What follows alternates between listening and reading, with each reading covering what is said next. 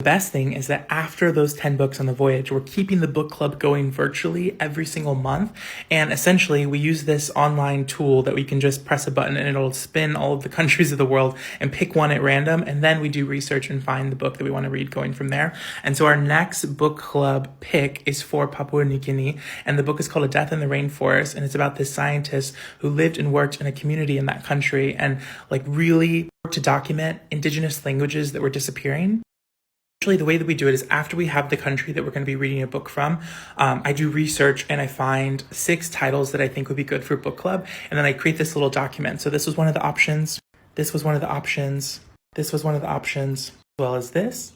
And the one that ended up getting selected. And so what I do is after I do this research and find books that I primarily think about it based on accessibility, like will the members of book club who are primarily in the States and in Europe be able to download this book or get it from their local libraries? There are some books that I actually would have been higher on my list to read from this country, but I had a really hard time getting them online. And in order to ship them to where I am, it was going to be like $100. And I was like, okay, so I got to think practically, like how can I make book club function to where we can continue this journey of reading our way around the world, but also books that are really accessible that we can get in digital formats or that we can get for cheap from the library, from cheap from used bookstores or borrow from the library.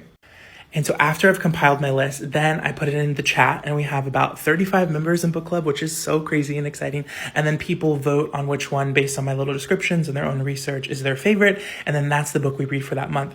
And so my question to you, dear viewer, is if you have any advice or suggestions for what we should read next month. So we've already done the country spinner. We know that we're going to be reading a book from Zambia that either takes place in Zambia or that is written by an author who is Zambian. And I have about 5 or 6 titles that I found that I think would be interesting. But if you have any recommendations on books that take place in Zambia or written by Zambian authors, please let me know in the comments. If you have done Read Around the World book clubs before, let me know what has made them successful, what has been things that have been challenges for you. We're going into our 11th read together for May, and then Zambia will be our 12th read together. So I feel like the boat was kind of the perfect incubator to make sure that for those first 10 past that big hurdle, we really stuck with it. And we recognize that if you're doing one country per month and there's 192 countries in the world, that this would take many, many years to actually complete.